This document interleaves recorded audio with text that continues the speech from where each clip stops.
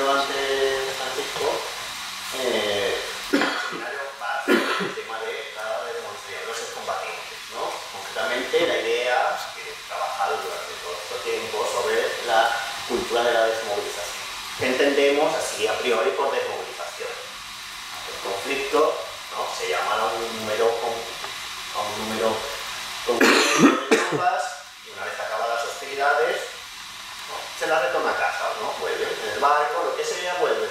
¿Qué pasa? Que realmente lo de compaginar el mundo marcial con el mundo civil, ¿no? La sociedad civil no suele ser fácil en ningún caso, ¿vale?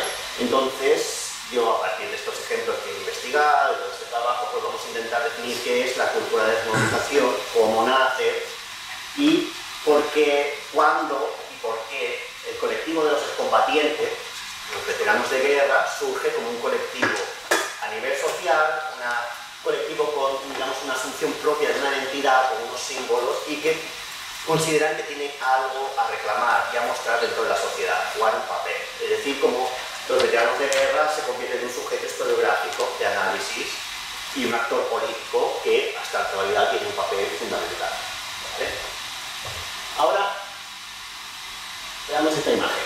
Una imagen que a mí me gusta bastante, ¿no? Porque primeras es un matrimonio victoriano, ¿no? De unas personas ya ancianas posando para una de las primeras fotografías que se haría, diría que la fotografía de 1840, 50, pero si se destaca, vemos al señor que usa una medalla.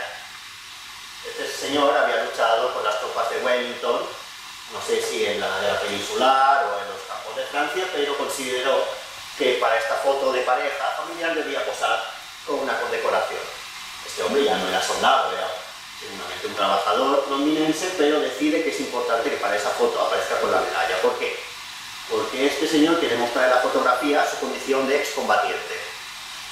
Es una cosa que a mí me llama mucho la atención, ¿no? Y es que aparece a partir del siglo XIX, principios del XX, con la modernidad industrial, la creación de una sociedad, digamos, de los Estados-naciones, el sujeto del veterano como algo más que un simple excombatiente, como simple alguien que ha luchado en una guerra y tiene experiencia militar.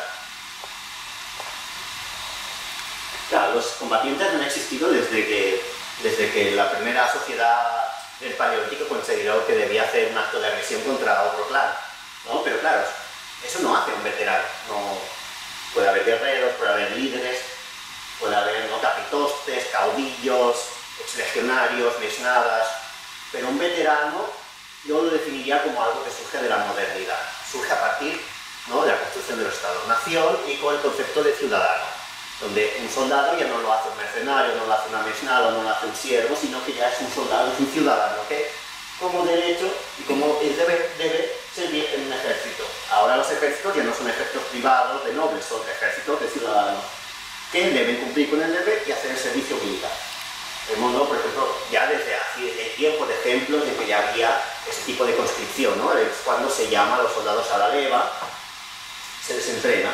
Pero, claro, tenemos ya unos ejemplos que empiezan a ser como tal, por ejemplo, como los prusianos, los Lambert, donde se establece ese servicio militar, donde además se crea una reserva que dura más allá de la madurez de los hombres. También en Rusia, la Rusia zarista, que cuando se acaba con se abole la servitud, la servidumbre, ya tarde, más allá de 1860, básicamente se excluye con la conscripción militar. Los siervos, en vez de deber el trabajo a un noble, ahora deben constituir las tropas del zar, durante un servicio militar que podía durar hasta 25 años. De hecho, la familia rusa casi consideraban que un niño, que un chaval fuera a hacer la mili era como que ya estaba muerto porque no lo iban a volver a ver. Y es un momento muy importante porque también está ese progreso de industrialización, ¿no? En el que ya se considera que no solo tiene que haber trabajadores o ciudadanos, sino también piezas útiles para el engranaje industrial, que trabajen, que sean dóciles y puedan mantener esa maquinaria. He puesto este cuadro de Van Gogh, ¿no?, La boda de presos, un poco siguiendo esa idea de Foucault, ¿no?, de las prisiones como un centro donde convertir a los criminales, a los marginados en sujetos dóciles que permitan trabajar y que formen parte de esa maquinaria industrial. El servicio militar era lo mismo. La idea de crear unos ciudadanos que sean capaces de cumplir con los intereses de los estados. Claro, también con esa industrialización, también una revolución armamentística que no habíamos visto hasta la fecha, ¿no? Desde la bala Minié, los fusiles de retrocarga, fusiles de repetición, las pistolas automáticas, las ametralladoras, las granadas, posteriormente la artillería, son armas que ya no están hechas para neutralizar, sino para anular. Imaginar una máquina donde rompemos el engranaje, no lo eliminamos, lo rompemos, entonces hay que ir a cambiarlo, hay que mantenerlo, y ahora sustituir esos engranajes por hombres y por millones. Claro, tenemos el gran ejemplo, ¿no?, ya de esa idea de la conscripción, de la veteranía, del servicio y esa modernidad con la guerra civil estadounidense, la guerra de secesión, ¿no?, donde uno de los primeros conflictos donde ya se se hace una llamada a levas general, tanto en el sur como en el norte, se usan los elementos más representativos de ese modelo industrial, los ferrocarriles, el telégrafo, artillería, fusiles de repetición, etc. Claro, también son, digamos, que ese servicio, esa conscripción no sigue tanto una idea, más bien sigue siendo algo muy de condados, no de zonas, de regimientos, que todos se conocen. Claro, aquí vemos un poco esa modernidad armamentística y ese tipo de armas que no están hechas para, como he dicho, neutralizar enemigos, sino anularlos.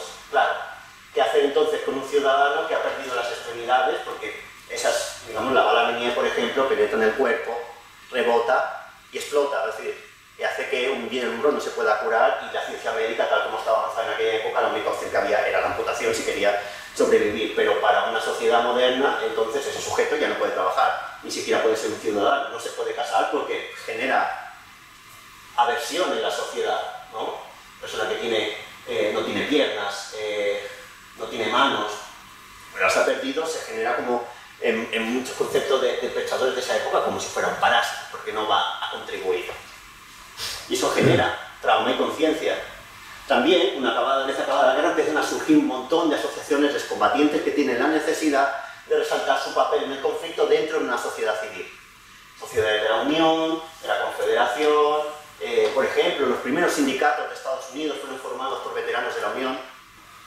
Porque, ¿qué pasó? Cuando acaba una guerra, toda esa gente que ha sacado de su vida cotidiana para ir a combatir, tendría que vivir, tiene que trabajar, y no hay trabajo. Pues había la oportunidad de trabajar en el ferrocarril, que era la época de la expansión del ferrocarril, y todos los veteranos desmovilizados sin trabajo fueron a construir el ferrocarril, creando los primeros sindicatos. También se crearon los primeros asociaciones de veteranos nativoamericanos que habían luchado con la Confederación, o sea, no como auxiliares, sino como tropa, incluso con un general que era Cherokee. Y también empezaron a surgir las primeras publicaciones, juntadas nacionales, estatales, de condados de veteranos. También incluso en el extranjero, irlandeses, galeses, ingleses, que lucharon en la guerra civil estadounidense, siendo conscriptos una vez llegaban a Estados Unidos como inmigrantes, reclaman ese papel como combatiente en los países de vuelta. Y también aparecen las primeras asociaciones de veteranos reaccionarias, como pasó con el Ku Klux Klan, que se generó por una agrupación de veteranos oficiales del sur, antiguos terratenientes, que tenían la necesidad de juntarse para hablar de sus experiencias, y acabó creando lo que sería una asociación reaccionaria, antisemita, racista, xenófoba, etc. ¿No? Tenéis a Jesse James, los guerrilleros, la imagen del soldado, es una imagen que reivindicaban que era la del soldado negro. También hubo soldados veteranos que lucharon por la Confederación, pero en realidad ese señor era el esclavo de él, no combatió. Y otro ejemplo que a mí me gusta también destacar es la guerra ruso-japonesa, porque fueron dos estados que en un tiempo muy rápido alcanzaron la potencia industrial, la gran potencia armamentística, y esta guerra fue un ejemplo de cómo se relaciona la conscripción y el servicio militar con esa idea del hombre como una pieza de la maquinaria bélica, ¿no?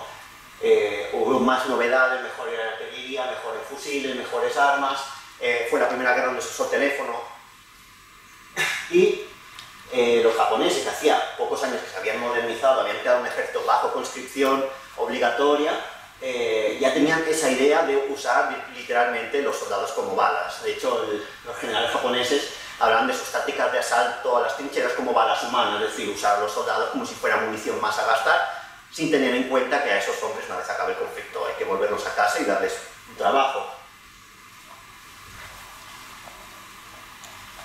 Y aquí aparece un factor muy interesante, que es que en esa modernidad industrial también aparece el concepto de juventud, ¿no?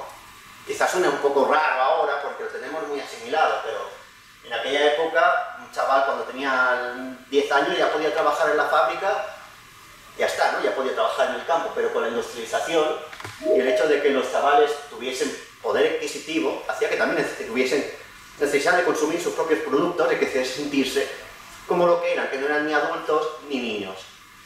¿No? Salen las bandas urbanas, los chavales que se juntan en las plazas, los fenómenos de subculturas como los hooligans, relatos, ¿no? Las novelas de one-time novels, de historias de guerreros, de indios, de vaqueros, relatos de aventuras muy marciales, muy bélicos, juguetes, ¿no? Que ya nos empiezan a meter a esa idea marcial. Pero lo que a mí más me destaca la atención es el nacimiento del escultismo.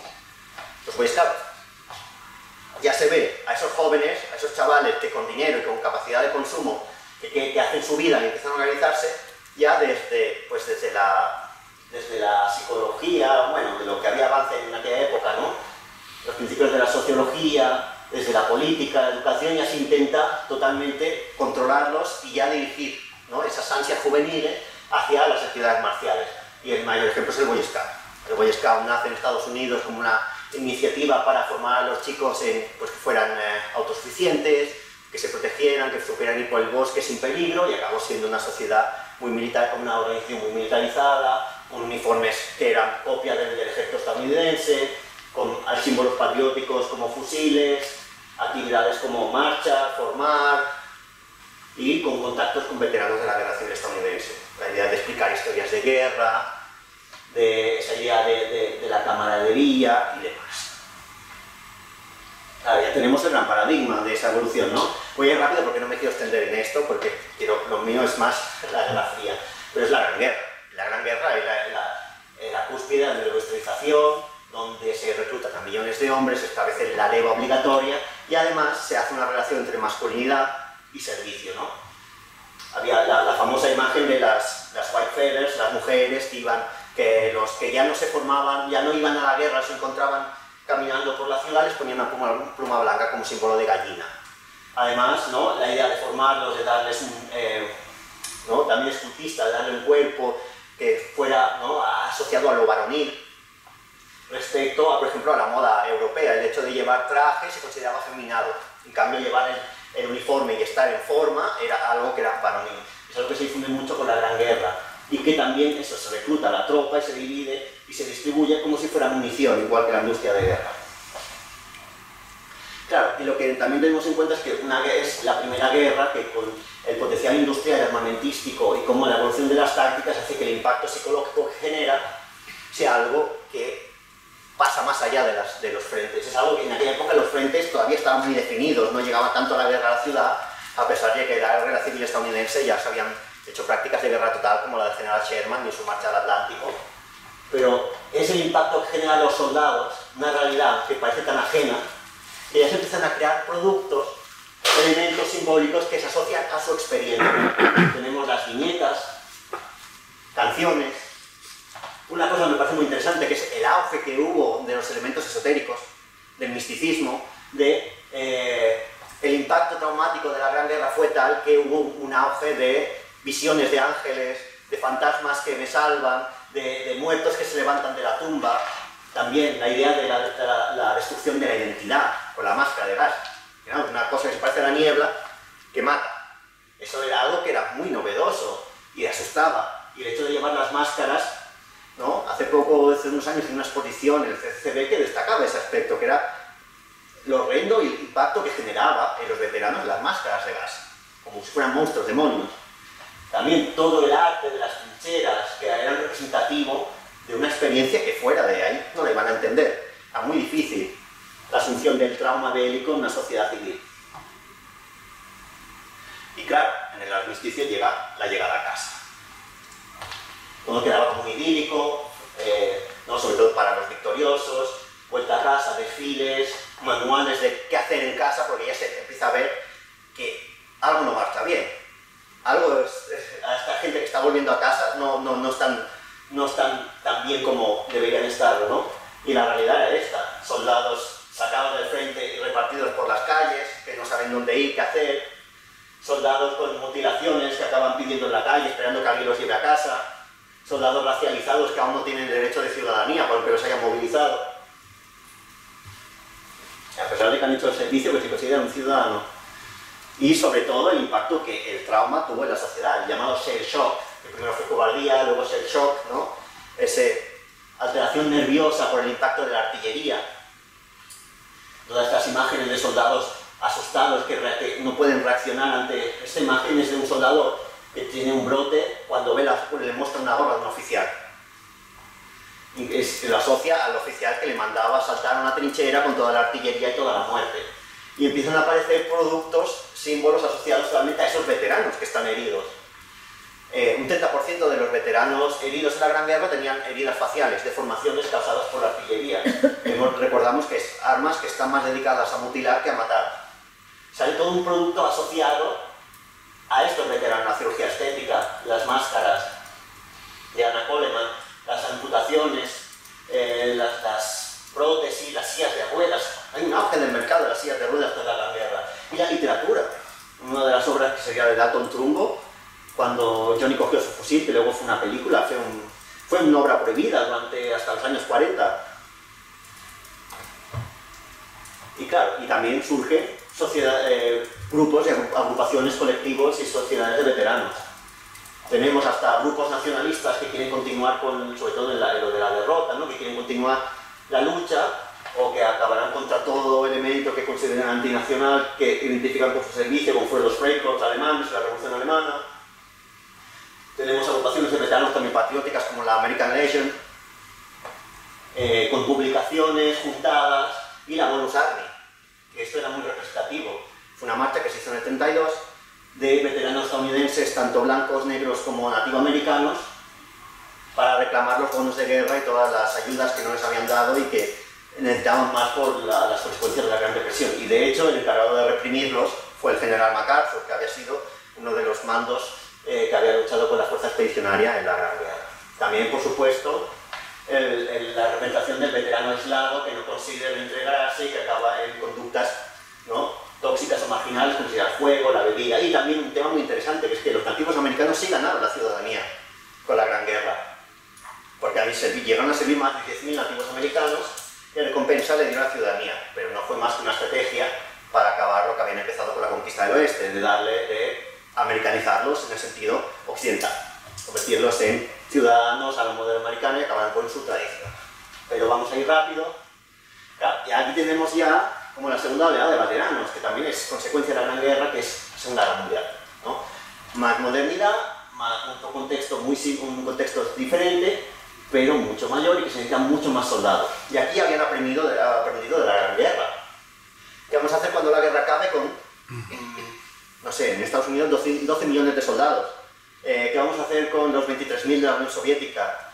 No puede pasar lo de antes. Entonces ya en Estados Unidos, en 1944, se creó la Servicemen Readjustment Act, por la cual se creaba un paquete de facilidades con el que pudieran integrarse en la vida civil de nuevo. Les daban oportunidad para comprar una casa, un coche, formar una familia y estudios superiores, que al final sería como lo que llamarían la mejor generación de la historia, porque permitió consolidar ese modelo de clase media estadounidense con la casita en los suburbios, un coche para ir al trabajo, la familia con los niños, etc. Pero claro, no es más que un discurso que obviamente fue real, pero por otra parte, ¿qué pasó con los que no? Los que no se beneficiaron de esas ayudas? Otros países, ¿no? Los perdedores, los alemanes, los japoneses. La guerra de Corea. También se hizo conscripción obligatoria y en cambio los de la de Corea no tuvieron una HIV que no les fue tan beneficiosa. Y los síntomas de los traumas estuvo muy... y de hecho ni siquiera tuvieron reconocimiento hasta décadas después. Pero hay un documental muy interesante que se llama Shining a Light, que demuestra los efectos del estrés postraumático y de la marginación en excombatientes de la Segunda Guerra Mundial, de la Guerra de Corea, donde no se reinsertan y eran millones. O novelas como El hombre del brazo de oro, que muestra esas conductas marginales de combatientes que a pesar de tener los beneficios no consiguen reinsertarse y se gastan pues, esos beneficios en el juego o en conductas marginales.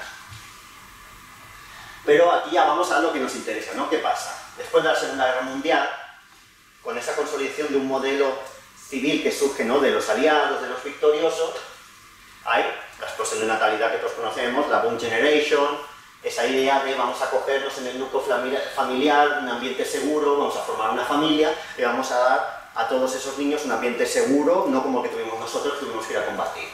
Claro, también es el auge de las sociedades tecnocráticas, con un funcionariado, con todo muy premeditado, se crea un mundo donde el protagonista es el niño, juguetes, programas, y hay un montón de estudiosos, psicólogos, filósofos, que ponen a ese 27 millones de adolescentes que nacen, de jóvenes que nacen en Estados Unidos, en el centro. Cómo educarlos, qué conductas, ¿no? Eso permite acabar con Paul Goodman también, con el psicoanálisis, donde no solo se pone al centro, sino se intenta no demonizar al niño por las conductas que tiene. Claro, eso con la evolución acaba por surgir una contracultura, ¿no? La juventud acaba siendo concebida a sí misma casi como un colectivo, no como simplemente un miembro más de la sociedad, sino casi como una clase social. Y con unos elementos, un discurso y unos atributos propios. Y eso no solo pasa en Estados Unidos, sino pasa en diversas partes del mundo, generalizado. Theodor Roosevelt fue el primero en teorizar la idea de la contracultura, ¿no? Como frente a una sociedad tecnocrática y militarizada, los jóvenes quieren aislarse de ella y crear su propia corriente contestataria, con sus propios símbolos, pero que al final él, de forma muy crítica, dice que no dejan de ser más que un producto de la generación anterior y que además imposible de injertar en la sociedad moderna. Decía que era tan fácil de insertar como injertar un margarita en un roble. Pero claro, la Segunda Guerra Mundial trae otras consecuencias, cambios en los paradigmas, cambios en la forma de pensar. Con el auge de la universidad se hace el movimiento estudiantil por la libertad de expresión, la lucha por los derechos civiles, su radicalización en el Black Panther Party y otras corrientes de pensamiento que huyen de ese capitalismo, ese consumo y esa comodidad de la sociedad de posguerra, hecha por el veterano con la mujer y la familia, la Big Generation, y otras maneras también, ¿no?, de esa introspección. También se habla ya de la psicodelia, el consumo de drogas, la revolución como algo sentimental que no sindical, algo que empieza por el cambio de uno mismo, empieza a poner a un protagonismo de los jóvenes que ahora están poblando la tierra por millones. Y eso no pasa solo en Estados Unidos. En otros sitios, en Rusia, tenemos una contracultura muy afanciada en el hedonismo y el consumo, pero que también empiezan a haber personajes que empiezan a relacionar el misticismo con lo patriótico, con lo opuesto, ¿no?, al socialismo soviético. En Argentina, con la lucha social, el rock, la cultura nacional, la cultura de los gatos callejeros y los pibes y las plazas. Y en Portugal, donde en medio de una dictadura fascista aparecen una gran cantidad de movimientos estudiantiles y de movimientos juveniles asociados al Partido Comunista, las redes de inmigración clandestina de millones de jóvenes portugueses a Europa huyendo de la dictadura en busca de trabajo, que no simplemente fueron huidas por cuestión económica, también huían de algo que vamos a hablar ahora, que fue el servicio militar. Claro, en ese modelo en que se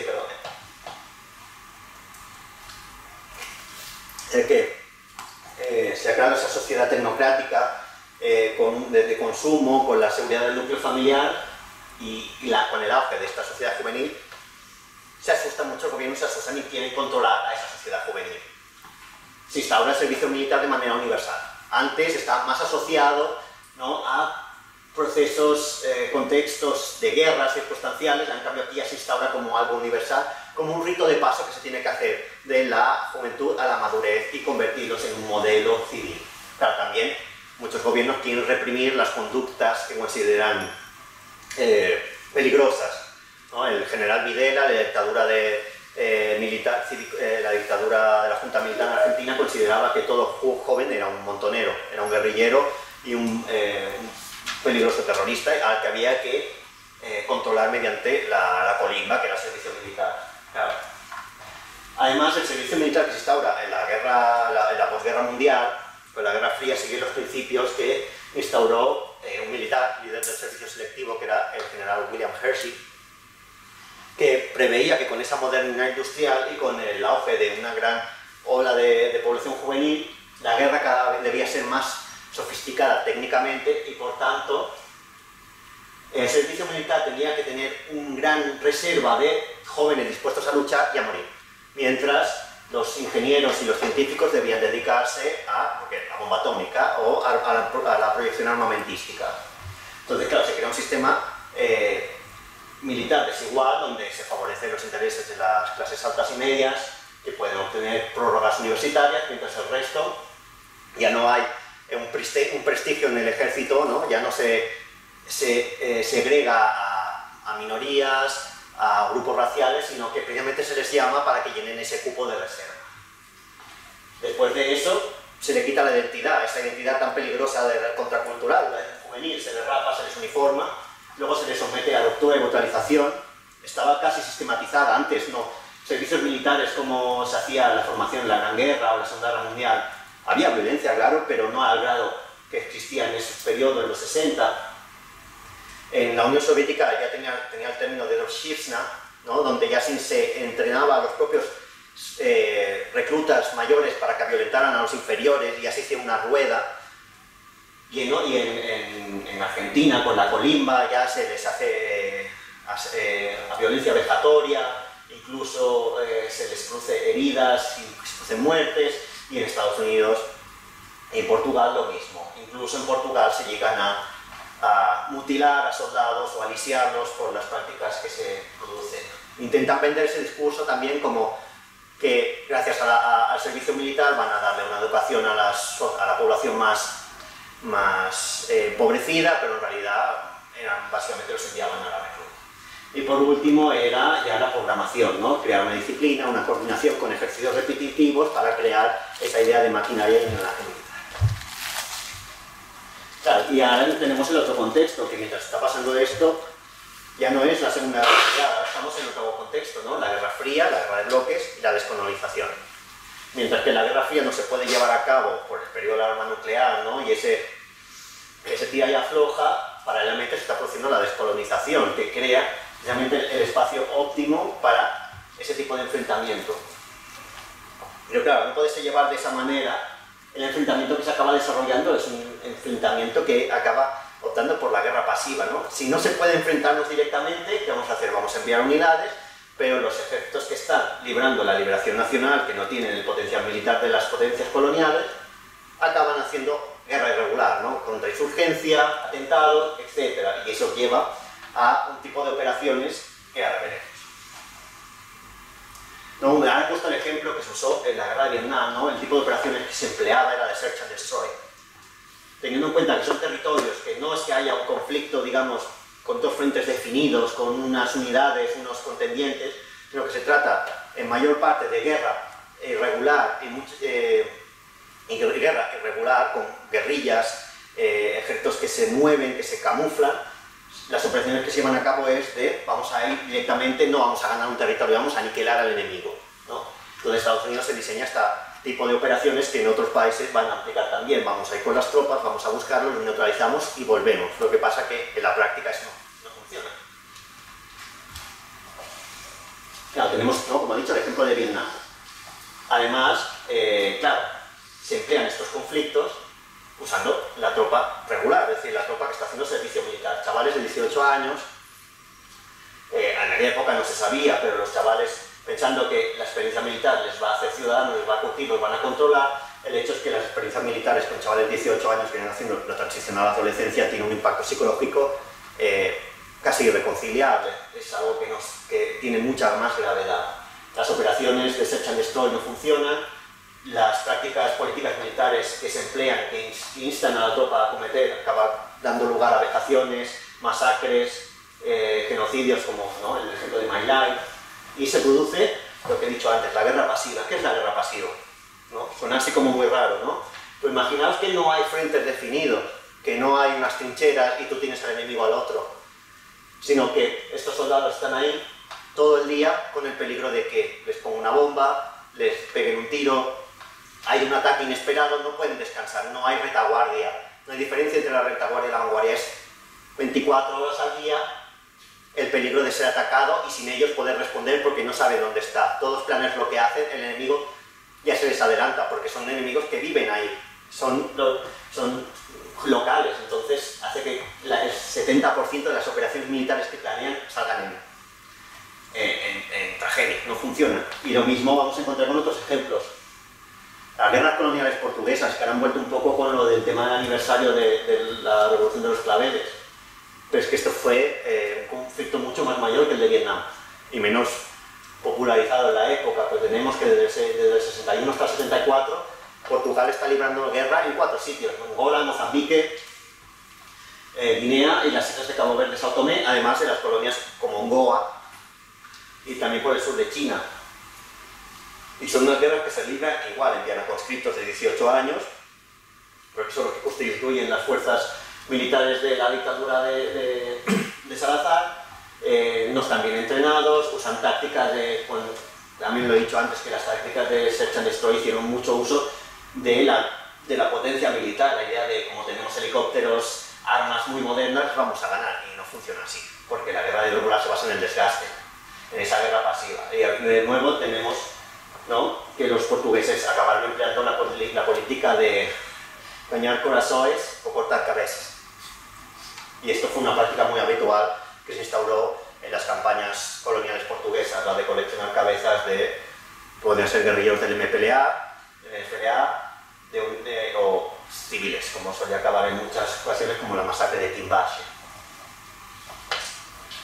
Otro caso que tenemos es la guerra de Afganistán, ¿no?, la invasión soviética de Afganistán en apoyo del Partido Comunista Afgano, que lo que se pretendía ser una intervención en ayuda del Partido Comunista acabó en una guerra que duró 10 años, que se usó lo mismo.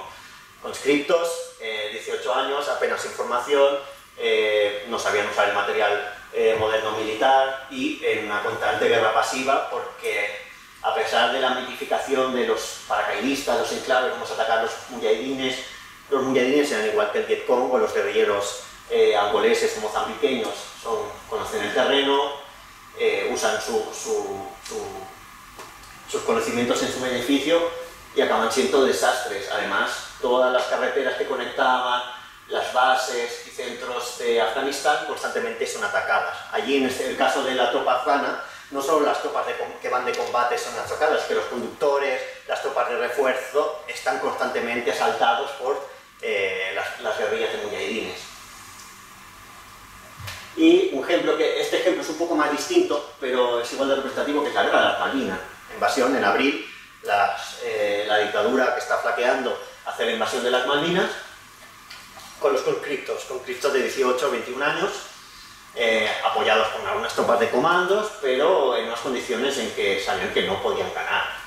No tenían armamento, material, se espera que vayan a ganar la guerra con la aviación, no funciona, y durante todo ese periodo se produce una circunstancia donde el cerco defensivo de los argentinos es básicamente una guerra pasiva, donde están constantemente bombardeados, ataques nocturnos, en los que se producen una gran cantidad de bajas. Los argentinos no pueden maniobrar, lo único que hacen es retroceder, se desdibujan sus cercos de defensa. Al final consiguen generar un tipo de resistencia porque combinan algunas unidades de conscriptos con comandos oficiales, ¿no?, de la escuela militar, ¿no? Por ejemplo, el general Martín Balza, que es general de artillería, algunos generales de graduación media consiguen, ¿no?, los no comisionados consiguen generar una resistencia, pero rápidamente van capitulando hasta la rendición.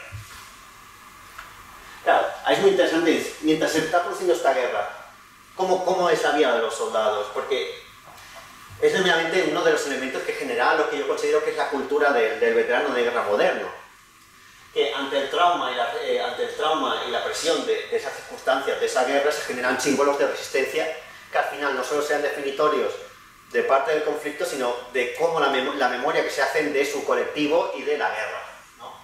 Y encontramos que son símbolos de la resistencia juvenil propia, porque al final no dejan de ser jóvenes de la misma década. Una aceleración, ¿no? Esto es un chico portugués en Mozambique, que se quema en una mina, un soldado estadounidense, otros soldados portugueses, ¿no? Aquí en el cargador un símbolo de la paz, símbolo de paz en el fusil, los soldados desobedeciendo el código de uniformidad militar llevando el pelo largo. Y son símbolos que al final están generando una resistencia hacia el servicio militar y la guerra de manera pasiva. Y otros muchos más rituales que estaban prohibidos por el ejército y ellos lo emplean como manera de resistencia y de supervivencia del trauma. La música estará presente en las guerras de todas maneras, en todas partes. Los eslóganes que estaban prohibidos en los cascos, ¿no? Make music, stop war, ¿no? Los códigos, el short timer síndrome, esa obsesión psicológica de contar cuántos días quedan para irse a casa. Apuntarse en los calendarios, obsesiones con los días que le quedan. Después, en el caso de los soviéticos, que no tenían tanto acceso al consumo, a los símbolos, ¿no? Pero se les variaban por el consumo. Estamos en Afganistán, que llegaban productos de Japón, de Estados Unidos, las Nike, o sea, cambiaban el equipo militar por unas Nike. Por magnetófonos, por radios, por todo lo que era de consumo que la Unión Soviética no se encontraba. Y sobre todo con cosas relacionadas con la música rock, que a lo mejor no se conoce tanto aquí, ¿no? Pero el fenómeno de la música rock fue un fenómeno de millones de masas en la Unión Soviética. Y, por supuesto, otro método de resistencia pasiva ante el servicio de la droga. Ya es muy conocida el uso de la marihuana en los 60, los soldados consumían un montón de marihuana, el 70% de los soldados consumían marihuana. En Vietnam, en Afganistán, en Portugal, en las Malvinas no tanto porque no llegó a durar tanto y no tenían acceso al ser una región más cerrada, pero claro, en el bazar de Afganistán el hachís estaba por todas partes. ¿No? Y lo que decía, la generación Busto, que eso es una frase que dijo un periodista, John Pilger, cuando se entrevistó a un grupo de marines que estaba en huelga de combate en la base de Quechan y estaban tocando fuera de la trinchera, como se da aquí, una canción pacifista de Peter Seeger, mientras estaban cayendo las bombas, diciendo, no, es que no queremos pelear ya, se me han muerto 2 amigos y claro, Peter Seeger dice, es que es la generación Busto, mientras sus compañeros están celebrando en Estados Unidos, estos están aquí muertos de asco. Y es la generación Busto que viene a Vietnam, ¿no? La música está como en todas partes como a definir la experiencia del combatiente. Lo mismo en Portugal. Miles de memorias, de textos, de informes periodísticos, el fado está por todas partes. El fado del desertor se convirtió en un éxito muy famoso, donde se insta a la deserción, en plan, en las que no vayan más chicos a la guerra. El rock nacional se hizo uno de los mayores conciertos de rock nacional en Buenos Aires con motivo de la guerra de las Malvinas, en apoyo de los conscriptos y a la vez en contra de la guerra, que eso le tocó mucho y definirá mucho la cultura de los chicos de la guerra y la asunción de los conscriptos en Argentina, porque no voy a un concierto solo en contra de la guerra y a favor de los chicos, no como en muchas canciones que podemos encontrar en la guerra de Vietnam donde se magnifica al combatiente, y en el caso de la Unión Soviética donde hubo la explosión de la música rock. Y con Afganistán, en Afganistán se produjo el fenómeno de los bardos de guerra, chicos que se llevaban una guitarra, cogían material militar de magnetófonos y grababan sus canciones. Tenía mucha inspiración en la música de Vladimir Vysotsky, Ulla Tokuchava y otros músicos folk, ¿no? Un poco como el Bob Dylan ruso, y empezaban a hacer sus canciones hasta el punto que surgieron un montón de grupos de rock de veteranos de Afganistán. Entonces un Kaskar, que es uno de los grupos más famosos, que hasta el punto que el rock estaba prohibido en la Unión Soviética, pero eran tan famosos que Gorbachev los contrató para hacer conciertos patrióticos a ver si había más juventud que se afiliaba al socialismo, porque en aquella época estaba bastante de capa caída entre los jóvenes y quería incitarlos, además con canciones patrióticas. Y por último, acto de resistencia pasiva, que marcarán también la experiencia, ya es simplemente no inutilizarse o intentar evadirse el conflicto, si ya no oponerse activamente. El caso más claro es el fragging de Estados Unidos. Si un oficial me manda a combatir y yo no quiero, me lo cargo. No se llama fragging, porque usan granadas de fragmentación porque no deja huellas. Luego el movimiento del GI, el GI Movement en Estados Unidos, soldados que han vuelto de Vietnam o los van a movilizar en Vietnam se movilizan para boicotear al ejército. En Afganistán se llegaban a vender las armas a los mujahidines. Se vendían por droga, pero también era una manera de no combatir si no tenían armas. Luego, los motines, aquí los soldados de la base de artillería PIS se niegan a combatir y poco después se cargarán al sargento que les mandaba en misión. La deserción en Portugal, una deserción masiva, o sea, casi de 10.000 soldados desertaron, incluidos estando en servicio en Angola, en África. Hay casos de que se recorrían toda África hasta contactar con Argel, con otros servicios, con otros grupos de liberación nacional que les ayudaban a salir a ir a Europa. También aquí los propios soldados instando a los reclutas que no se vayan a la guerra, que no embarquen. Y claro, al final, pues las guerras acaban. ¿Y qué ha pasado con estos soldados que han estado viviendo esas experiencias, ¿no? Y deben volver a casa? Hay una cosa también a destacar del servicio militar moderno y las guerras, y es que no eran servicios ligados al conflicto, es decir, que un soldado sirve hasta que acaba el conflicto. Son servicios temporales, es decir, querían hacer del servicio militar que duraba 1 o 2 años, llevarlo a la guerra. Cuando acaba ese servicio, se vuelve. ¿Qué pasa? Que ni siquiera se genera un sentimiento de camaradería, porque los soldados en el reemplazo no vienen en unidades, uno va a sustituir uno, se hace amigo de un compañero y este se va a los 2 días. Y también se hacen con tal de reducir el impacto que esas guerras tenían en casa o en la prensa internacional, no se hacen grandes enviadas masivas de soldados, sino que se usa barcos de turismo, se usa aviones comerciales que llevan y traen a los soldados de una manera tan rápida que ni siquiera se produce esa separación entre casa y el frente de batalla. Claro, ya empiezan a llegar noticias de cómo esos jóvenes que han estado fumando droga, rebelándose y cometiendo atrocinios en el frente de batalla, van a llegar a casa. Dicen, cuando nos lleguen estos vamos a tener las calles llenas de criminales, de gente loca, y ya la prensa empieza a hacer esa idea de son bombas de relojería. Estos veteranos no son como los otros veteranos, están locos, son unos hippies violentos que han fumado mucha hierba y han matado mucha gente, y cuando vuelvan, esto se va a convertir en un horror, ¿no? Ya esta imagen que promocionaban con todos los soldados ahí volviendo en un avión, fumando, o el otra imagen, van a ser una carga, van a venir todos mutilados, va a ser horrible, estarán borrachos. Y eso ya se ve con los programas que empiezan a bombardear la televisión y el cine mucho antes de que acabe la guerra. En 1970 se publica Interview with My Life Veterans, que en vez de ser un programa que intente explicar qué pasó en My Life, por qué acabó eso, lo que se hace es buscar el morbo. Entrevistan a 5 veteranos que estuvieron en My Life para que expliquen qué hicieron. Claro.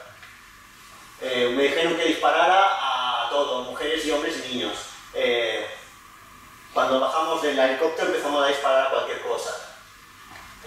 Luego el veterano se extiende en todas partes de los productos culturales que le está ayudando a la gente. Incluso John Lennon y Yoko Ono, que estaban realizando un documental sobre su vida, uno de muchos que hacían, se le presentó un veterano de Vietnam, vagabundo, que vivía en las calles, que estaba obsesionado con John Lennon y decía tener que ser como un clon de John Lennon, una proyección astral, y claro, lo invitaron a comer un desayuno y lo echaron fuera, pero se vendió esa imagen de un tío que está loco, ha venido de la guerra y se cree que es John Lennon. Y luego otros programas que siguieron fomentando esa idea con los años, ¿no? Por ejemplo, este documental Soldiers in Hiding, que se hizo para analizar por qué tantos veteranos de Vietnam eran sin techo, por qué se escondían en el bosque, por qué no se querían relacionar, por qué hacían actividades delictivas como cultivar marihuana y venderla. Pero en vez de darle un sentido, lo que hacen es, no, era un grupo de gente enfadada, amargada y peligrosa. Claro, ese relato se va postergando y queda luego también el tema de las drogas. La verdad es que la mayoría de los soldados que consumían drogas no se volvieron adictos, porque era automedicación, era por consumir contra el estrés, la ansiedad que generaba esa idea de guerra pasiva constante. El 80% no tuvo adicción. Luego había los intravenosos, que eso la mayoría había consumido previamente a ir a la guerra. Pero la prensa y la televisión se llenó de programas donde se ponían a todos los veteranos de Vietnam como unos yonkis que estaban esperando en las calles de Nueva York a asaltar cualquier cosa, a vender su cuerpo por tener dinero y drogarse. El documental G.I. Junkies, de Forgotten Veterans, donde sigue esa calle de Nueva York que sale en la película Taxi Driver, donde están todos los veteranos violentos, enfadados con la prensa, gritando, yendo ¿no? Incluso en la sala la narcosala se llama DMZ, que es como Demilitarized Zone, que es como llamaban a la zona desmilitarizada del norte de Vietnam, donde podía pasar cualquier cosa. Y imágenes de soldados consumiendo estupefacientes, marihuana, constantemente. La imagen esta, ¿no? El veterano con la chaqueta del ejército paseando por una calle en Nueva York donde están todos los yonkis. Claro, y la imagen cultural que se crea de eso, las películas. Empiezan a surgir un montón de películas ya en el 68, muy diferentes a Los Boinas Verdes que hizo John Wayne, ¿no? Quizá la que todo el mundo va a conocer, la de Scorsese, Taxi Driver. Que además está haciendo un referente, ¿no? del vaquero castrado, ¿no? Porque el Travis Bickle no deja de ser el héroe del rollo John Wayne como en el western, se enfrenta a unos hippies proxenetas que visten muy como los indios y cuando va a salvar a la chica, pues fracasa, ¿no? Claro, en el cine ruso, la película Brat, se viva La Habana, un veterano que llega de Chechenia y la sociedad no le deja ni sentarse, así que se dedica a los criminales. La película Los chicos de la guerra del 84 del Benjamín, ¿no? Que te pone a uno de los protagonistas incapaz de resistirse después de la experiencia de Malvinas y que por tanto acaba cometiendo un delito con un arma de fuego y acaba suicidándose. Y claro, hacía mucha relación también con casos reales, porque se publicitó muchísimo el caso de Dwight Johnson, que fue un veterano, uno de los pocos veteranos de la guerra de Vietnam que ganó la medalla de honor, que salió el presidente Johnson y que al volver a casa asaltó una licorería, mató a 2 personas y se suicidó. Claro, y en vez de intentar explicar este fenómeno, pues hizo mucha prensa morbosa, destacando a los veteranos de Vietnam como psicópatas. Y en el cómic. Soy muy aficionado al cómic y es increíble cómo de una década a otra el arquetipo de héroes que te representan en las historietas gráficas cambia una barbaridad. Incluso publicaciones que surgieron en el momento, como la revista Fierro Argentina del 82, la primera portada es un conscripto, un chico de la guerra. Los relatos demuestran una imagen súper impactante de cómo es la vuelta o la experiencia de los veteranos en las Malvinas. Los cómics, Rock Troop es un cómic que surge en el 76, donde el protagonista, que viste mucho al estilo de los combatientes en Vietnam, es una personificación del estrés postraumático. Es un personaje que tiene el alma de sus compañeros caídos en batalla en el equipo militar donde le hablan constantemente y lo único que quiere es vengarse del oficial que causó la muerte de sus compañeros. O incluso otro cómic que se hizo de Light and Darkness, donde se representa al veterano de Vietnam totalmente frustrado, quemado, que tiene mucha ira dentro y se droga, bebe y que no se justifica lo que hizo en Vietnam. Dice, sí, matamos a mujeres, a niños, ¿y qué? ¿No? Y ese discurso que luego Richard Nixon y Ronald Reagan pondrán en boom, ¿no? Le explotarán con las películas de Rambo. Y que al final acaba teniendo un accidente, se queda en coma, pero en el coma tiene a sus compañeros de guerra y puede realizar la guerra y ser un héroe que no había sido en Vietnam para siempre. Bueno, y a partir de aquí, es precisamente por esa recepción fallida, esa imagen peyorativa que se empieza a organizar los primeros colectivos de veteranos. Es una organización que es difícil, pero a pesar de eso, surge con mucha fuerza precisamente porque las leyes, ¿no? Las GI Bill o esas leyes de reinserción de veteranos que se han hecho ahora no funcionan. No consiguen reinsertar a la tropa, las cantidades, las ayudas son ínfimas, no ayudan para nada, la mayoría están sin empleo, tienen problemas, el estrés postraumático ha hecho un impacto tan grande que la ayuda psicológica que hay no sirve. Y a raíz de eso se empiezan a crear colectivos de veteranos. Unos colectivos de veteranos que esta vez no corresponden a esa idea de camaradería y un servicio común, sino que sirven para una causa. En el caso, el más claro es el de los estadounidenses, con el Vietnam Veteran Service de War, que además son gente que tiene estrés postraumático y quiere oponerse a la guerra porque todavía está en curso. Los chicos de la guerra de Malvinas, igual, ¿no? Que también hay un componente de reconocimiento. O el caso de los soviéticos, que empiezan con movilizaciones locales porque ni siquiera les dejan enterrar a sus muertos en los cementerios soviéticos porque no quieren hacer propaganda de las bajas en Afganistán. Ya lo he dicho, los estadounidenses hacen una gran organización de veteranos en contra de la guerra y por los derechos de los veteranos, toman también otras luchas sociales de colectivos minoritarios, la lucha por los derechos civiles, con algunos componentes de clase, algunos discursos machistas y maoístas de la época, ¿no? Y es un discurso que es sobre todo antigubernamental. Ellos no se definen como antimilitaristas, sino antimilitares. Ellos están a favor de la lucha, incluso el FBI llega a investigarlos por posible riesgo de banda armada, que no pasó nada nunca, ¿no? Y fueron muy famosos por las ceremonias que hicieron de recuerdo de las víctimas, de mostrar los crímenes de guerra en Vietnam, porque fueron ellos los primeros en mostrar los crímenes de guerra en Vietnam, y luchar contra las políticas militares estadounidenses, devolviendo los elementos que le hacían representativos de su experiencia, devolviendo las medallas, las chaquetas, los elementos representativos del servicio, recreando operaciones de búsqueda y destrucción, de search and destroy con la población civil, o sea, con civiles que pasaban, recreando lo que estaban haciendo en Vietnam, como esto es lo que pasaría si la guerra estuviese aquí. Claro, aquí ya se crea una imagen, ¿no? Porque el veterano aquí se está asociando no como un colectivo patrio, sino como un colectivo de un luchador por las causas sociales. O sea, es un conscripto que es un civil que ha sido brutalizado en el frente bélico y vuelve para ahora luchar por la causa. Se crea esa idea del Citizen Soldier, que se popularizó en Estados Unidos durante la Revolución estadounidense, la Gran Independencia, que hizo Thomas Paine, pero aquí lo llevan al presente, no es como aquel ciudadano que ha visto los peligros de la guerra y está curtido, es el que está elegido para luchar por las causas sociales. Y lo mismo pasa un poco con los otros contextos, ¿no? Por ejemplo, en las Malvinas, los combatientes se lían mucho con la izquierda o con los movimientos peronistas de izquierda y acaban reivindicando toda causa social y sobre todo durante los periodos de juicios a los militares. Bueno, el más claro, ¿no?, es con los movimientos de las Fuerzas Armadas, que empieza desde los hospitales militares donde estaban los veteranos mutilados y acaba uniendo a capitanes y oficiales intermedios que estaban cercanos al Partido Comunista y empiezan a desarrollar lo que acabaría explotando en la Revolución del 25 de abril. Por supuesto, también en el caso soviético sucede, pero aquí es distinto. O sea, los principios por el que se organizan los combatientes es igual, ¿no? Su general necesidad y la cantidad de mutilados que hay en la Unión Soviética por ese tipo de guerra que se desarrolla es increíble, y los servicios que le dan el gobierno soviético ínfimos.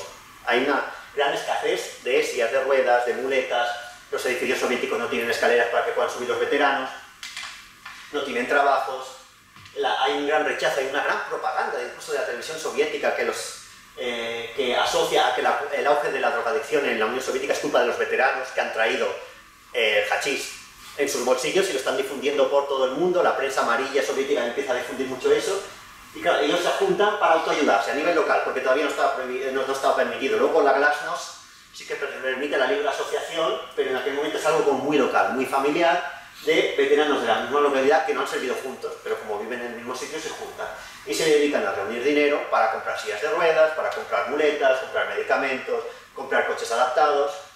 ¿Y cómo lo hacen? Creando sobre todo eventos, conciertos, cancioneros. Estos son los cancioneros que analicé en la tesis doctoral, son autoeditados, son poemas donde vienen con las partituras para que la gente pueda cantarlas.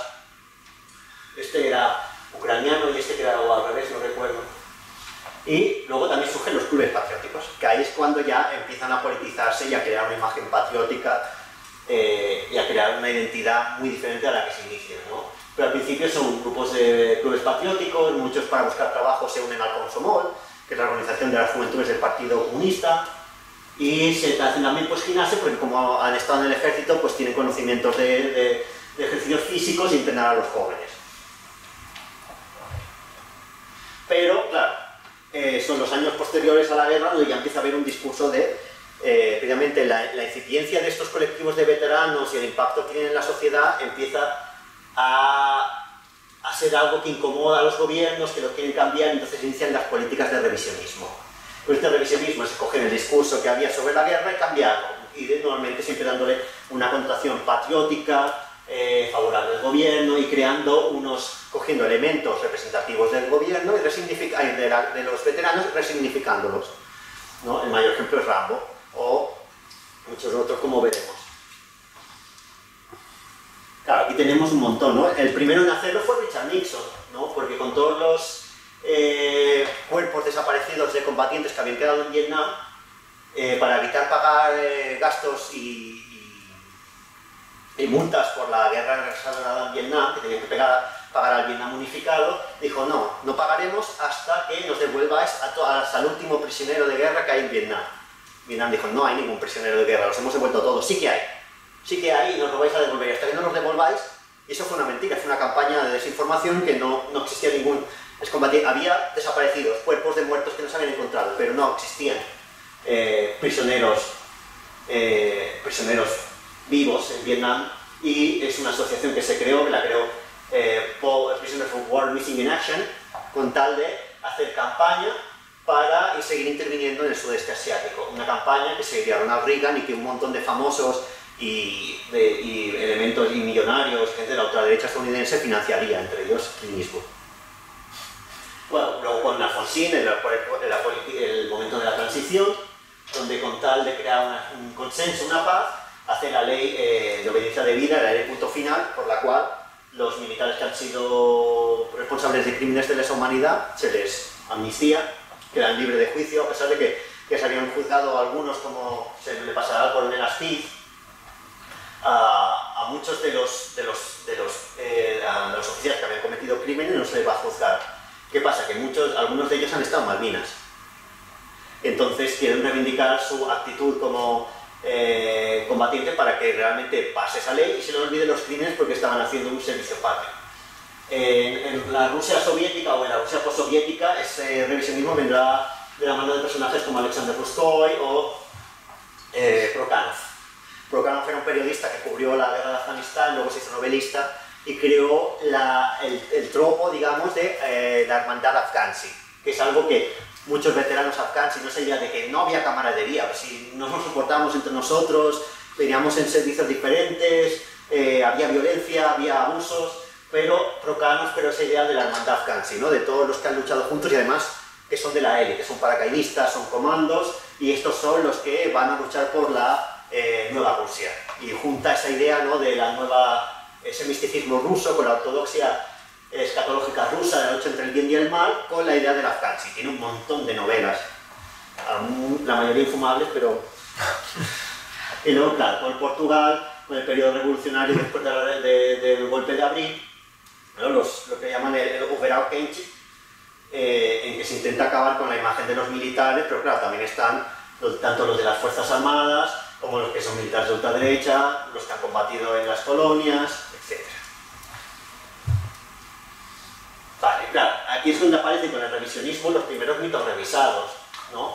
De repente, el veterano de Vietnam, drogadicto, renegado, violento, es un héroe que simplemente no le dejan ser un héroe, que vuelve a casa y nadie lo agradece, y lo detienen y ahí sale Rambo, una película que Ronald Reagan dijo que era la mejor película de la historia. Como la canción de Bruce Springsteen, ¿no?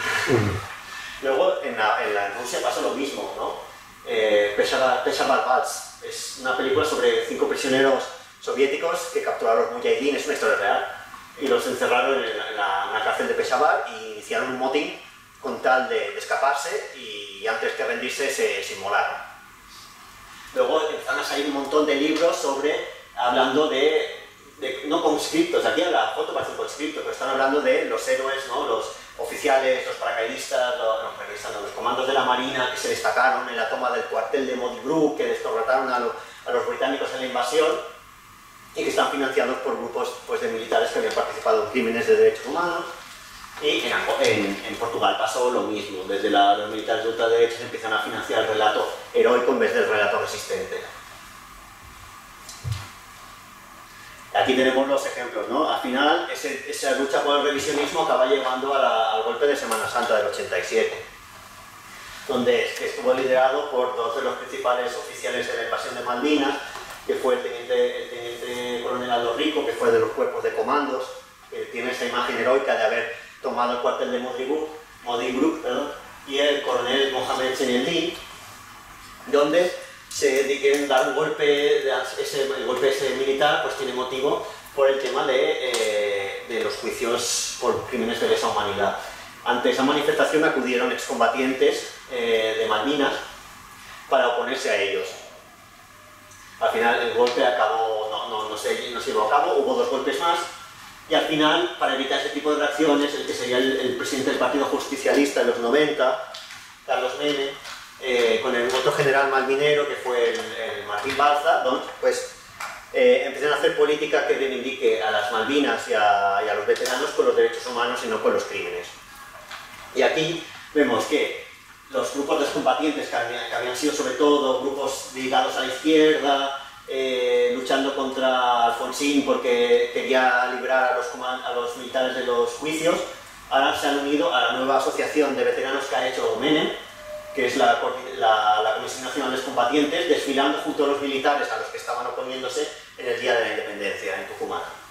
No sé por qué está esto aquí, pero o sea, los combatientes que se habían opedido a todo lo militar, que rechazaban a la colimba, que la colimba era como llamaban la servicio militar, que es un acrónimo de corre, limpia, barre, que era lo que se hacía en el ejército básicamente, y que se habían opuesto radicalmente a los militares, a las torturas que les sometían. Aquí están desfilando conjuntamente por el Día de la Patria. Y en Estados Unidos pasa lo mismo. Una vez acabado Vietnam mete los tanques de guardia, no sabe qué hacer, porque su lucha principal era acabar contra la guerra y los beneficios de los veteranos. Con el presidente Jimmy Carter hace una maniobra excelente, que es poner a un veterano minusválido en la Secretaría de Asuntos para Veteranos, que además es un veterano condecorado, y por entonces como estamos reconociendo vuestra labor, pero por otra parte ese desentendimiento no acaba cuajando y aparecen personajes que con el discurso revisionista que empieza Nixon, pues empiezan a identificar la causa de Vietnam y el nacionalismo con la ultraderecha, ¿no? Por ejemplo, el más claro fue el teniente Bowitz, un tipo que ha inspirado un montón de películas, pero que siguiendo la idea de Prisoners of War, Missing in Action, decide hacer un comando para rescatar esos prisioneros de guerra que había en Vietnam y no había. O sea, acabaron siendo, lo zurraron a balas y tuvo que volver corriendo, y lo intentó una segunda vez, pero ya lo pillaron, relacionado con un crimen de tráfico de drogas en Tailandia. Luego el James Dean, que intentó asociar la causa de Vietnam con la pureza racial y creó la Nación Aria. Intentó unir a un grupo de veteranos para crear un comando insurreccional, empezó a unirse con los de Ku Klux Klan, y luego otros casos también muy, ¿no? Son todos muy localizados, pero ya que empiezan a generar una tónica, un discurso que pervive hoy en día, ¿no? Randy Weaver con el asedio de Ruby Ridge, con la idea de que el mundo de Estados Unidos se va al desastre, el mundo va a caer, va a venir el rapto, y yo que soy veterano y puedo salvar a mi familia, me cierro en una montaña y me enfrento contra el anticristo, que es el FBI, y los negros y toda la población que considera que es antipatriótica. Y Timothy McVeigh, que este fue un veterano de la Guerra del Golfo, pero que fue responsable del atentado en Oklahoma City en el 95. También siguiendo un discurso de superioridad racial, de antisemitismo, muy ligado también a los davidianos de David Koresh. Vale, otros mitos revisados muy interesantes es el tema de sectores y cobardes, ¿no? Los que, si en Portugal o Estados Unidos se reivindicaba el desertor y que no ha habido a la guerra, el que la excepción era un acto político, ahora son cobardes, ¿no? Respecto al combatiente. En la Unión Soviética había una cantidad de soldados que eran desaparecidos, que no fueron desertores, sino que los abandonaron heridos en el campo de batalla y fueron hechos prisioneros por los mujahidines. Cuando fueron descubiertos, fueron tachados de traidores y cobardes. Cuando encontraron a Gennady Mamad y lo llevaron a Ucrania a ver a su familia, sus compañeros veteranos de la nuclear ni siquiera le dan la mano, lo rechazan y le llaman traidor. Este no quiso ni siquiera volver a Rusia. Este se convirtió en la principal, el cabeza, el nombre. Era un veterano de Uzbekistán, que el hecho de ser musulmán y que acabara pasándose al bando de los mujahidines, hizo que se demonizara, se hiciera una campaña mediática para difamar a los desertores. Lo mismo pasó con los que acaban desertando en el combate en las Malvinas, a los que se asocian con cagones o afeminados, y la idea de que los gurkas en Malvinas, que es como un mito también, los gurkas fueron en Malvinas pero nunca entraron en combate, se dedicaron simplemente a vigilar prisioneros, ¿no? No sé, seguro que ya lo sabéis, los gurkas son como esa tropa de élite que Estados Unidos, que Gran Bretaña tiene como una fuerza de élite, y que lo llevaron a Malvinas porque estaban atados al frío, pero sin embargo se dedicaron a vigilar a la tropa. Pero siempre había la idea de que los soldados que habían desertado y habían sido hechos prisioneros por los gurkas habían sido violados, ¿no? Convirtiéndose en afeminados por haber sido violados por los guardas. Y lo mismo que James Webb que fue un veterano de Vietnam condecorado también y que acaba siendo miembro del gobierno de Ronald Reagan, empezó a difundir esa imagen de los desertores como algo traidor. Hizo la novela Los Soldiers, donde un supuesto cadáver desaparecido de un soldado resulta ser un desertor que era drogadicto y traidor. Vale. Y digamos, el elemento de ese discurso revisionista fue el monumentalismo.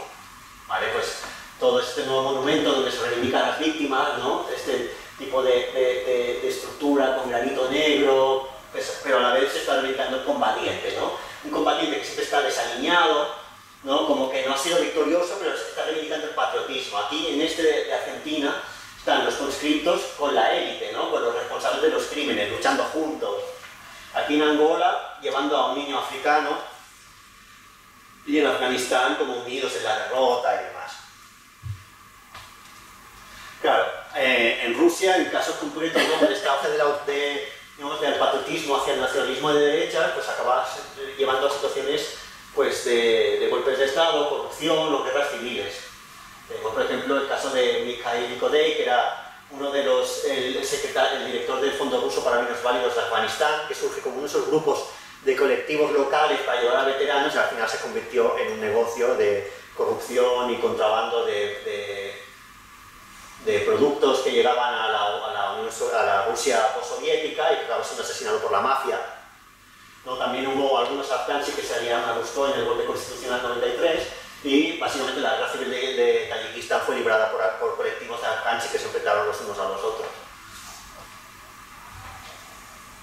También en Portugal se puso un revisionismo importante porque en los años 90 empieza a haber una política de memoria histórica respecto a la guerra colonial, pero respecto a eso también aparecen discursos que reivindican desde, bueno, que se hacen acciones grupos reaccionarios, por ejemplo, el asesinato de Bruno Candé por un excombatiente por motivos raciales, o la reivindicación de un criminal de guerra que fue Marcelino da Mata, ¿no? Que como era de Guinea, que había sido el militar más condecorado de Portugal, pero también el que había perpetrado más masacres y más crímenes de humanidad en Guinea durante la guerra. Vale, otros debates que surgen, ¿no? Tenemos también que se crea con este revisionismo la diferencia entre veteranos y combatientes, ¿no? Un veterano sería esa imagen de patriótica conservadora, derechista, mientras el combatiente es una imagen de conscripto, débil, perdedor. Lo mismo con los patriotas o los desertores, ¿no? Los que se quedaron fueron patriotas y los desertores fueron unos traidores. También la diferencia entre el que combate o el que se dio en Vietnam pero no vio combate, porque recordemos que en este tipo con el servicio militar 1 de cada 5 era combatiente, el resto eran auxiliares, que aunque podían el hecho de afectarles la guerra, la muerte por ese tipo de guerra que se desarrollaba, ¿no? Ya se les intenta apartar como no veteranos. Lo mismo las mujeres que sirvieron en los cuerpos de enfermería. En Portugal incluso había un cuerpo de enfermeras paracaidistas. Y los casos de pues, minorías o grupos étnicos, ¿no? El caso de, hasta la actualidad, los excombatientes africanos de Angola, Mozambique, incluso los que venían de Portugal, no son reconocidos como veteranos, no tienen el reconocimiento. Los nativos americanos siguen teniendo una visión muy peyorativa de la guerra de Vietnam, ya con la cantidad de agresiones coloniales que hubo, y en la Unión Soviética también con los de origen musulmán. Y ya por último, para cerrar, ¿no? Pues nos queda cómo serán los combatientes de hoy en día, ¿no? Las guerras, ahora ya no hay servicio militar, a consecuencia de lo que hemos visto, pues en los 70, 80, 90 empiezan a abolirse el servicio militar obligatorio, en algunos sitios no, como en Rusia, ¿vale? Y las guerras de nueva generación empiezan a vislumbrar otro tipo de veteranos.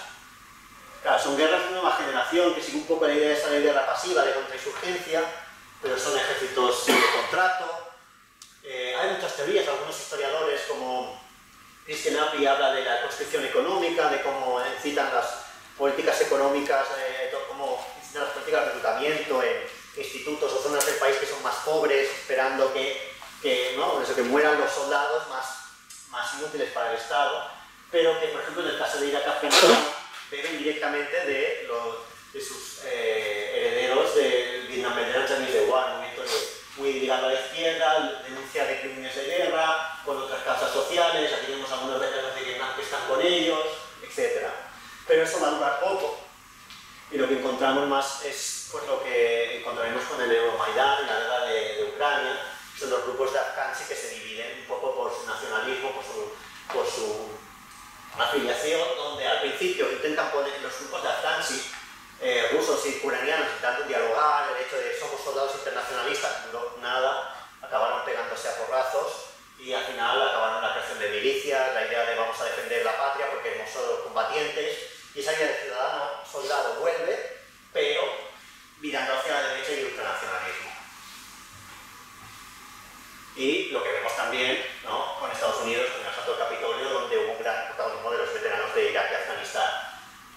Uno de los principales instigadores del asalto al Capitolio fue Stewart Rhodes, que fue creador de una milicia ultraderecha, que era la South Keepers. No era